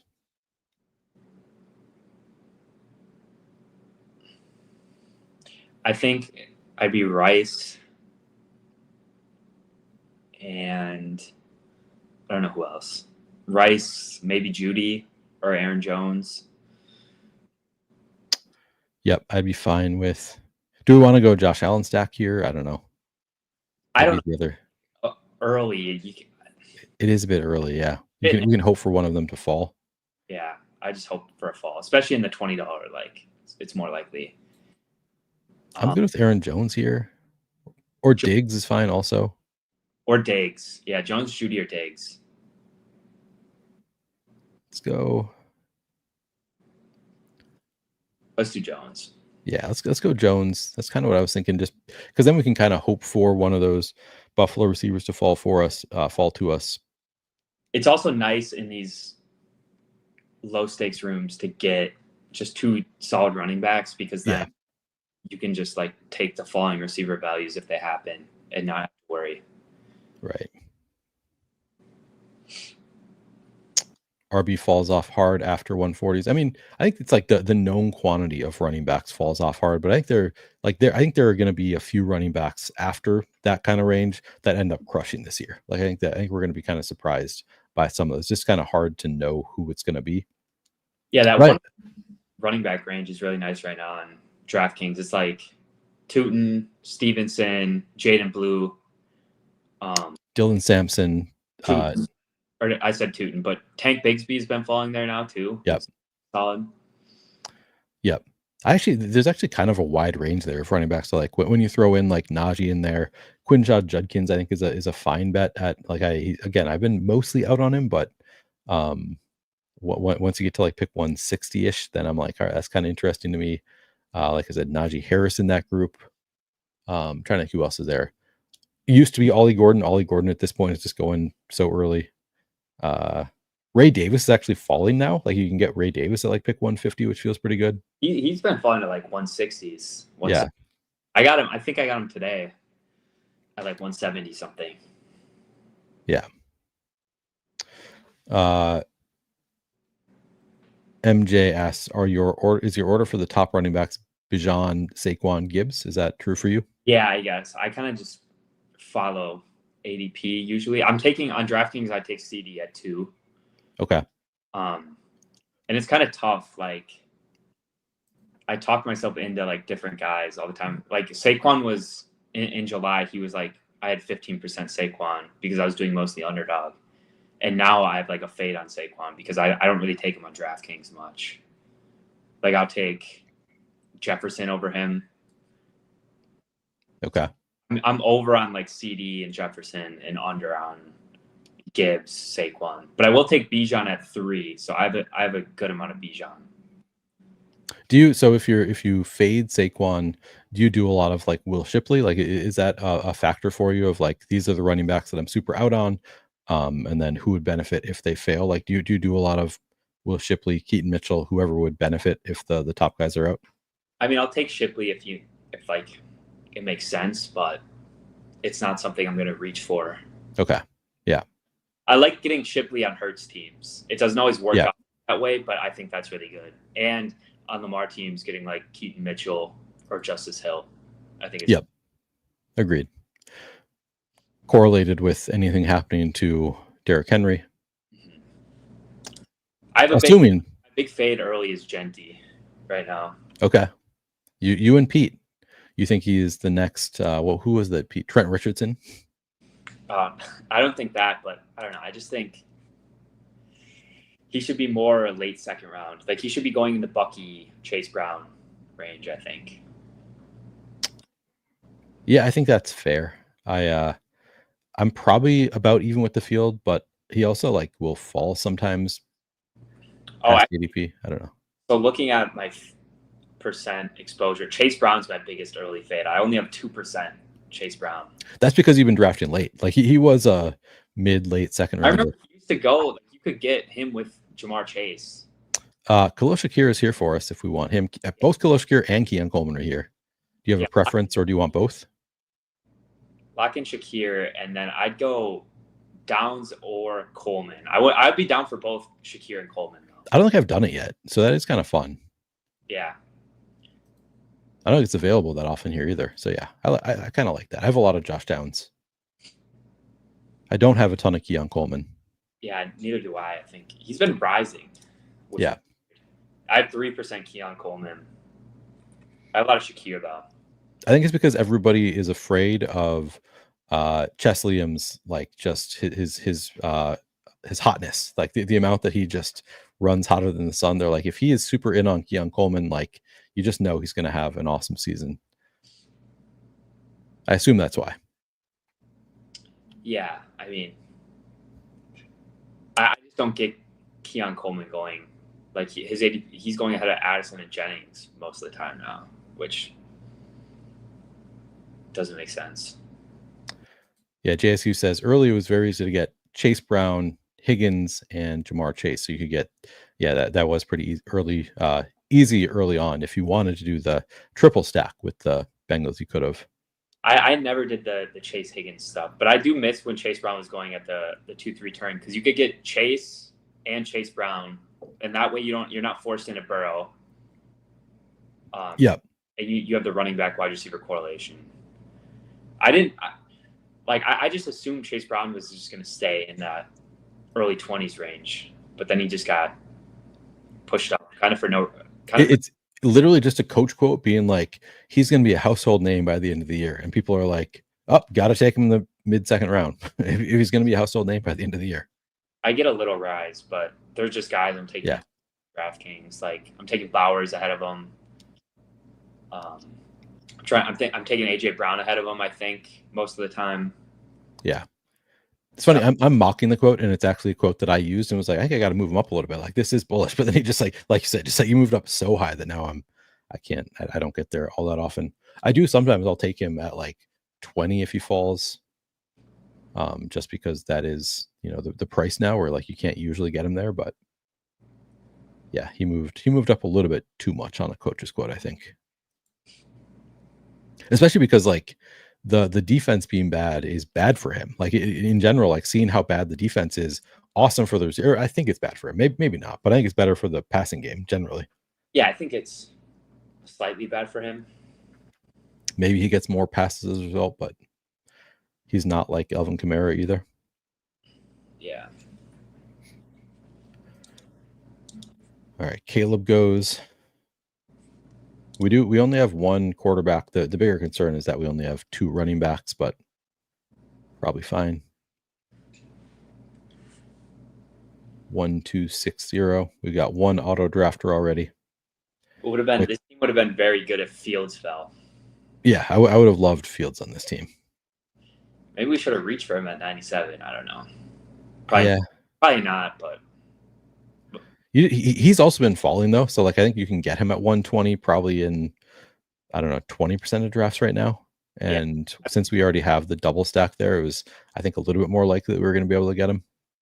Yeah, having Breece and Garrett without Fields could just be a bet on like Fields getting benched or getting hurt or something, because that would probably if the quarterback who replaced Fields was competent, it'd benefit both of them because a lot more. That is true. Just bring in a better passing quarterback. That's the cope. Yeah, that is our cope. I'll take it. I'll take the cope. Are you buying Jaden Reed at all right now? Not really, unless he gets really late. Same. I had a fair amount of him early, but nothing crazy. Yeah, see, like Ollie Gordon just went 116. Yeah, it's a little bit too rich for my blood. Where did JCM go here? Let's make our picks and then I'll tell you. So Kincaid is being suggested to us for a triple stack on Josh. Can you sort by ADP? Yeah. I'd be down for Kincaid. Because I think, I don't know, this range kind of sucks. Drake May is also there if we want to. Do we have any good? Oh, we do have Justin Herbert. We have Ladd. Oh, we have Ladd? Then get Herbert. Yeah. Yeah, get Herbert. Kincaid and Herbert. Do you want both of those two? Do you see anybody else that's intriguing? Actually, I'll bring Herbert up first. Yeah, I think it's Kincaid Herbert here. Okay, that works for me. We still only have 2 running backs, but this is a range where you can usually get a pretty good one. Yeah, we should be able to get 2 at the next turn. Yeah. Nice. So we're at 2-2-6-1. Could be done at quarterback. What do you usually do? Are you usually a 2 or 3 quarterback guy? It depends, but usually on teams like this, I'd be 2. But I don't know. Someone would have to like fall. But usually I'm like 3 mid round QBs. Like I'm under on Lamar, I'm under on Daniels. Okay. Unfortunately, that's kind of scary. Yeah. I mean, they put up so many points. This thing, like elite quarterback, I don't know. I don't always do it. I was actually really light early on, but just like you look at like how many points they score over the course of the season, it's just like they separate by so much from the mid-range quarterbacks. You'll usually get a couple of the later guys that will, like Baker Mayfield last year or like Brock Purdy, where they'll surprise you and they'll get within like 60 fantasy points over the course of the year. But like you look at the receivers that you're drafting over the elite quarterbacks, and it's like they don't separate by as much. So I don't know. It's a tough equation, I think. Yeah, I like it a lot better on underdog. Yeah. Because a lot of times the decision, or at least before the decision, would be like Allen or Lamar versus like Marvin Harrison, Garrett Wilson. It'd be like those types. And yeah, I would just go Allen or Lamar every time. But DraftKings, it's a lot harder because receivers are just going to score a lot more. Right. And it's funny because like the ADPs of the quarterbacks are not any different on DraftKings, which doesn't make that much sense. Yeah, it's doesn't make sense to me either. I don't know what to do with the. So they have the 3-point bonus for 300 yards passing, but I feel like that's actually should hurt the elites because they're usually doing more with their legs. I don't know. Maybe I'm wrong. Maybe Josh Allen. I mean, it's still fine for them, but it would boost up like the mid-round pocket passers. Yeah, it's great for Joe Burrow. Like Joe Burrow is the one that stands out to me of just like he's gonna have a lot of those games. Mm-hmm.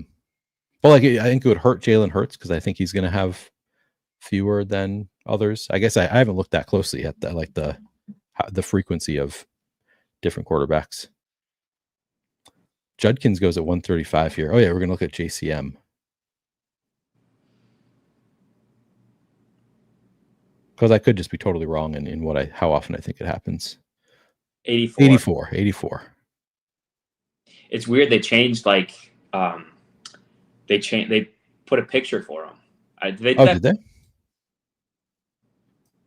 They like it used to be a picture of the team's logo, but now yeah, they have pictures for everybody, huh? Yeah. But 80 for them. He's a much worse pick on DraftKings too. Yeah, with Eckler there, he's probably not going to be that involved in the passing game. Looks like Eckler went at 118. He's been rising finally.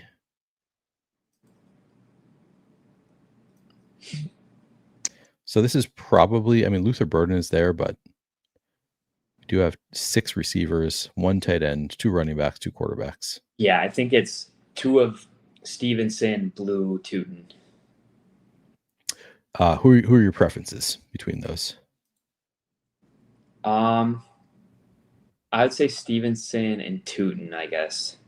I think that's generally where I fall too. Let's see, 9 and 6. We don't have any kind of tiebreakers for the. I think I'm at least Stevenson and then one of the other 2. Yeah, I've got a lot more Tootin, but I think it's better. Ray Davis also we could consider, but he might be there at the next turn for all we know with the way things are going. Yeah, so I go Tootin here, but it's close. Yeah, to me, like Dylan Sampson, Ray Davis, they're all very close to me. But yeah, Tootin is the one that I have the biggest bet on, and I don't know, like to some extent, I want to lean in more. Like right now, I go back and forth on like, do I want to try to even out my exposures, or do I just want to lean in and like have those guys that I'm really cheering for this year? And I'm kind of getting more to the point of the latter in a lot of cases. Just like I want to take more JJ McCarthy. I want to take more Bpcologna, like because these are my guys. These are the guys that I've made the bet on. So I'm going after him. Yeah, think of it on like a draft by draft basis because I'm not even going to be like, I'm going to be sweating best slates, so I'm not even going to be sweating best ball until the finals. Hopefully, I'm sweating best ball in the finals because if I'm, probably means I lost like 75%.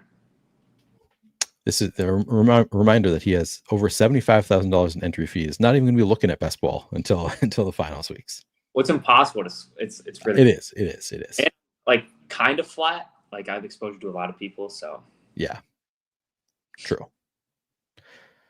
I mean, it's just I think it's one of those things that like many of us are just like we do so many drafts, we do it for so long, it like takes up our headspace for like months. So then you get to the season, it's like thank God, and like people are just like sweating every single play. It's like, oh my God, that player I have scored a touchdown, or my season's over because Saquon scored a touchdown, whatever. Just like we live and die on best ball on every stupid little play, and like it's meaningless. Like week one is so meaningless. People like the Isaiah Likely thing. I think was that last year. I overreacted to that a lot. Did you really? Okay. I thought like if you after week one, I was like Isaiah Likely should go straight up higher than classic young guy. This is also correct. Shady, this is the right opinion. Someone didn't play enough eliminator because eliminator is just like it does matter, right? Like you can live and die on every play. Yeah, it'll be fun. I only played one big eliminator, which I kind of regret not maxing that out because I think it's only a 10 entry max. But oh well. I got my 150 in. How many did you end up getting there? Eliminator like 70. Okay. So that's not a low number. I also did the big eliminator too. I don't know that, but yeah, that one it's only 10 entries, right? $100 buy-in. Yeah, so I did 10 for that too. Yeah, that's nice.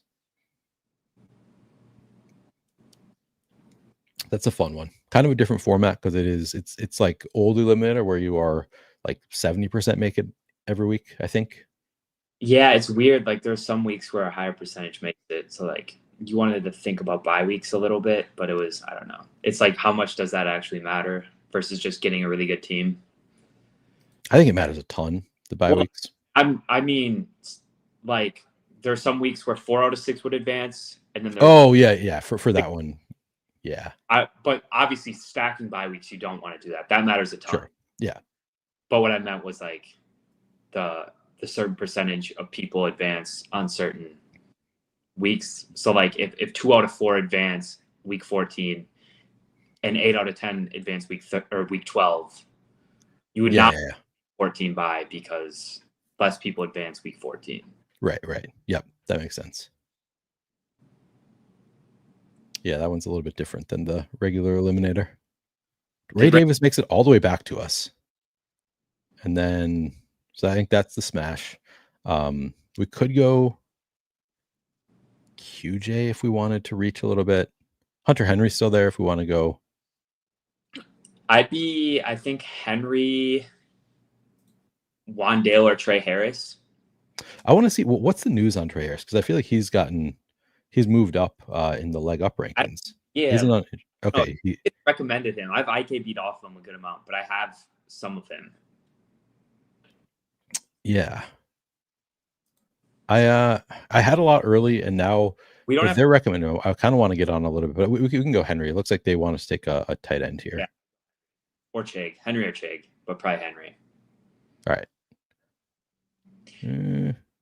All right, we'll do Henry. I hesitated there because I'm also super in on Jatavion Sanders right now, and they're the same bye week, but it doesn't really matter. We've already got 2 different buys. Yeah, and there's plenty of like I don't have a great reason for being super in on Jatavion Sanders other than I mean you can having 2 bye weeks when your best guy is a different bye week, I think is fine. Yeah, it doesn't really matter. It's just a minor tiebreaker. It's something that I definitely still overthink. Like I've kind of tried to deprogram myself, and I've done it a little bit with I think with the help of the sidekick, like telling me you don't have to worry about the bye week here. I think that helps me to deprogram from always trying to get different bye weeks. But it's still ingrained in me a little bit to break ties towards having different bye weeks. But probably don't need to like plan ahead for some guy that you like to that extent. When it's not necessarily even a great pick, like he would still be ahead of ADP at the next turn. Yeah. Somebody just proposed me a straight up trade of give them Bill and get Reed. Never declined so fast in my life. Yeah, I mean, Bill's value is all over the place right now. To be fair, they might have just thought you hate him, although you wouldn't draft him if you did. All right, so we are at no, that's not us. 2-5-6-2. We've got Jamar Chase, Lad McConkey, Josh Allen, Garrett Wilson, Breece Hall, Rashee Rice, Aaron Jones, Khalil Shakir, Keon Coleman, Justin Herbert, Dalton Kincaid, Ramondre Stevenson, Bashal Tutin, Ray Davis, and Hunter Henry. Yeah, this is probably a 2-7-8-3 team. 2-7-8-3. Yeah, I could see that. Yeah, we took our first tight end pretty late. We got 3 wide receivers in our first 4 rounds. We only have Rashee Rice in there. Could go 2-6-9-3 if it breaks that way too. I feel like I don't always think of the structures this early, like how it's gonna end up. I think it's like I'm still thinking of like take the value as it comes, but yeah, I think you're probably right. Usually 2 quarterbacks, 3 tight ends at least seems right. Usually I'm doing like 4 at once. So I know, me too. So I think that's part of it. It's like I'm not usually like how is this team gonna end up? But yeah, I think you're probably right. We're getting there. Maybe if they proposed a receiver that didn't have a broken foot, I'd be more inclined. Yeah, I'm nervous about Jaden Reed right now. I had a lot, so now I'm pretty nervous about it. As I recall, you're not like a true Packers fan, right? Like even though you grew up in, yeah. I was a Packers hater growing up. Oh, you're a hater. Who are you a fan of? Steelers. Okay. Right. That was your being a rebellious kid. Kind of. Well, it's because I was a Steelers fan, and then the Packers beat the Steelers in the Super Bowl. Okay, yeah. So that'll do it. Yeah, that started my villain arc. Yeah.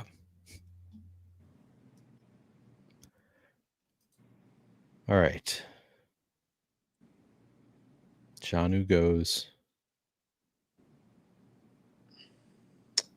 Tyjae Spears still here. Harold Fannin, the suggestion. Have you been buying the Fannin? Unfortunately, not. Not that I don't like him, but I don't know. A lot of the times I'm taking other tight ends over him, like Sanders. Yeah, that's kind of been me too. Like I had a lot of Fannin earlier when he was a 20th round pick. Recently I've moved Sanders up enough that I'm not getting to a ton there. Yeah, and in the 5-5-5 stuff, Fannin will go higher. Do you want to take him here in 192?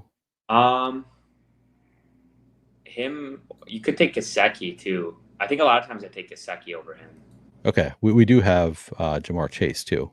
Yeah, so I'd go Gesicki actually. Okay, that'd be our third tight end, and then so this is by ADP. Let's see what Sidekick recommends after he goes. Tyjae. I think it's just Tyjae. I like it. Yeah.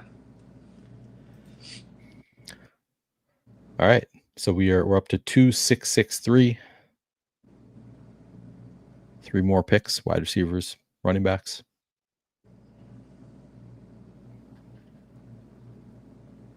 Yeah, there goes Fannin. Yep. One pick after us.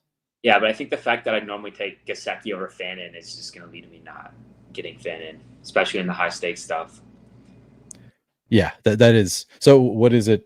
So you're not worried about Noah Fant being there in Cincinnati? Not really. That was the one thing that like kind of scared me off of Gesicki a little bit, but I think you're probably right that it shouldn't that much. I mean, it definitely matters, but it also is the reason he dips 20 spots. Yeah, exactly. And also, I forget exactly what the preseason usage was, but there was some preseason usage that looked really bad for Fant, if I remember correctly. Yeah. Um, Post Albert Breer visit and Kansas City Chiefs report, in my opinion, Noah Gray is such a sneaky good tight end in the last round. I don't hate that. What was the news there? I think I missed something. I Post don't Albert Breer know visit. what the news was, but I actually was taking some Noah Gray in July because I had Mahomes teams, and he was like a last round tight end I would take on Mahomes teams. But now I like never get Mahomes, so Yeah, to me, it's a fine late round pick, but it's just I think it's similar to like it's not the same as taking backup tight ends because I think Noah Gray has a role there. So I don't. I guess or sorry, backup quarterbacks. But it's still just like I have such limited spots that I don't know. I bought some Noah Gray, but he has not been like a focal point for me. Um, Alex says looks like a high end starting tight end. So are you expecting him to run more than 60% of the routes on the year? I guess maybe I need to look into Noah Gray a little bit more. But I also I don't buy a ton of Isaiah Likely, to be honest, either. was that the quote? Is he looks like a high end starting tight end? Oh yeah, he says was one of his top 5 takeaways. Okay. I mean, I don't Well, think it matters a ton. I mean, a beat reporter's opinion of how a guy looks. Yeah, I don't know. yeah, But and we know Noah Gray's like solid. It's just he's yeah, behind. The thing is, maybe Kelsey. I think you need a Kelsey injury, and then Noah Gray would be really good. yeah. Kelsey is kind of dust now, so I think it's fine. But I would only do it on Mahomes teams or teams where I'm like really desperate in the 20th round for a tight end. Yeah. Yeah, I think it's a fine 20th round click. I would not buy him higher than that, but yeah, mostly just when it correlates with the team when you need somebody there. I can see it. The good thing is he does have a regular role like right now, and he's probably going to get 3 touchdowns this year or something. Yeah. So, He had 2 in a game last year. yeah, maybe more than 3. I don't know how much he had last year, but he'll get you a couple spike weeks, I think. Yeah. I mean, you're like if something happens to Kelsey, who is getting up there in age, could look pretty good. All right. So we're about to be up on the clock. We're at 2663. Sigh. My guy Coker still there. Jalen Knoll, DeAndre Hopkins, Kendra Miller. We could go Knoll with one of these. I think.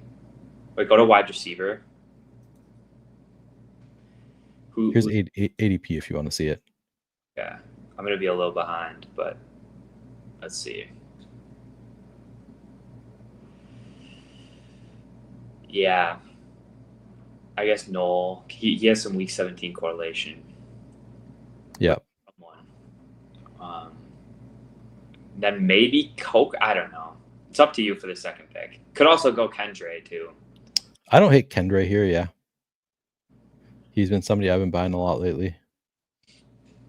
There's no correlation we can do here, right? The Chargers guys are gone. Buffalo's gone. So Yeah. could just be Kendre. Okay. Yeah, I'm good with Kendre. Chargers play. Who do they play? Houston. They play Houston. So yeah, we had Noel with the Chargers. All right. We're at 2773. One more pick.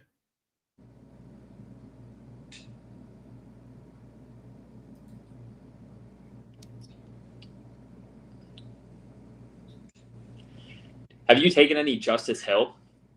I have taken some Justice Hill. Yeah, I like it on Lamar teams in particular. But then like he was just like he had a pretty good role last year. Yeah, he was on my 10K team that did well, and it was always really nice having him. Like it's a lot better in that format where advancing matters way more because it's so of a field.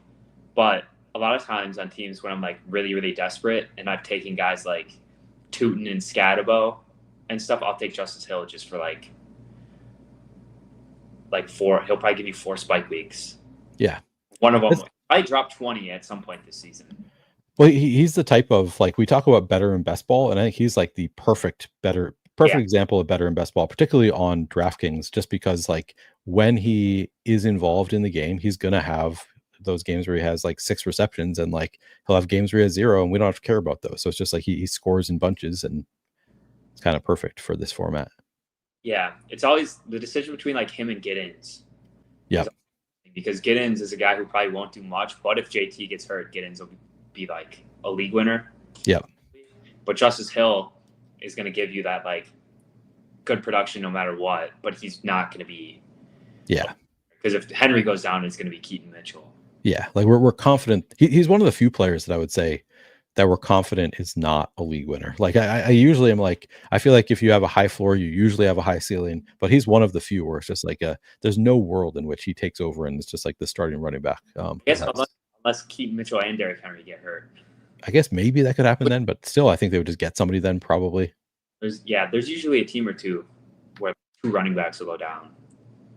Yeah. Like the 49ers last year. Yeah. I don't know the Noah Gray. Oh, Big Board days. Big. I thought he said Big Bird, and I was just misreading that. Yeah. I actually think Noah Gray might have been a better pick, like in June, because you know his role. Same with Justice Hill. Yeah. Know what they're gonna do. While there's uncertainty with everyone else. Just avoiding those zeros late. Yep. Yeah. Which is also, to me, that was always like Jatavian Sanders and Theo Johnson. Those were always guys. It's just like, I'm pretty confident that he's the starting tight end on this team and you can get him in the 20th round. So I don't know. I feel like they were also kind of know the role there. So if Coker comes back, are we taking him? Yeah, let's do it. Always down for a Coker share. Jack Besh was one of my highest guys, like in July and early August, and it's not looking good for him. No. He was like my highest guy. Now, obviously, since most of my volume has been recently, he's like buried down there, but I have a lot of negative CLV on Jack Besh. Yeah, I know that feeling. It was last year for me. It was like Marshawn Lloyd and Kendra Miller. Like I was slamming those guys, and then they got hurt, and like they end up not looking like they hurt me that bad because they were not among my top exposure, but it's like they were when they got hurt. Sax says, as the guy who had the most Justice Hill in the tournament the year that Dobbins went out for the season in the first half of week when I confirmed Justice Hill will split work with a bum. Yeah, sad stuff. All right, the final team is a 2-7-8-3. We have Josh Allen, Breece Hall, Aaron Jones, Jamar Chase, Ladd McConkey, Garrett Wilson, Dalton Kincaid, Rashee Rice, Khalil Shakir, Keon Coleman, Justin Herbert, Ramondre Stevenson, Bashal Tootin, Ray Davis, Hunter Henry, Mike Gesicki, Tyjae Spears, Jalen Knoll, Kendra Miller, and Jalen Coker. I think it's a pretty strong team. A lot of playing the hits again. A lot of these players, but fun to get the triple Buffalo stack like that. That is not something I do a ton of. What do you think of the team? Yeah, I like it. That's one of the reasons I take Allen over Lamar is because you can get like Shakir, Coleman, Kincaid, Ray Davis. And Lamar, the prices are better now, but early in the season, especially, like likely was going in like the 150s. Bateman goes too high. It was hard to get Lamar and Zay unless you reached on one of them. So, yep, I like the Allen teams better typically. Yep. No, it's true. I have a lot more Lamar, but this one, it does seem easier, look better getting Lamar there, or getting Josh Allen with this double stack. Pretty fun. All right, so I'm blaming Pat for all of my Jack Besh, who I still have a lot of also. All right, well that was draft 149 for me. I don't think I'm going to be doing another one because I have to get ready for my DFS show in a couple hours. And BP has to get off and do some DFS prep. I assume there's MLB tonight. Yeah. All right. Well, appreciate you coming on here, BP. Do you have any other appearances? Anything you want to tell people about? No, I don't think so. Nothing. I got nothing going on. All right. He's just going to crush everybody in DFS. Now he's doing it in MLB. Now he's going to do it in NFL. He's going to take our money in best ball. And then he's going to turn 24. He's going to turn 24 with a ton of money in his bank account. How many can have experienced that? I guess just athletes for the most part. Yeah, I've already been over it, but I'm doing a show in 2 hours on the Fantasy Points channel. Back on this channel, I'll be doing showdown breakdowns tomorrow. 2 of them, one at noon Eastern, and then another 90 minutes prior to Thursday Night Football Lock. So you'll find me there. I'll be all over the place making announcements on Twitter. I'm at PlayerQ DFS. We're going to get out of here for today, I'm going to do my 150th draft on my own at some point tonight. So thank you all for hanging out throughout this hot best ball summer. Hopefully you'll join me for hot TFS spring, which starts today. Thanks everybody. Thanks BP. We'll catch you later.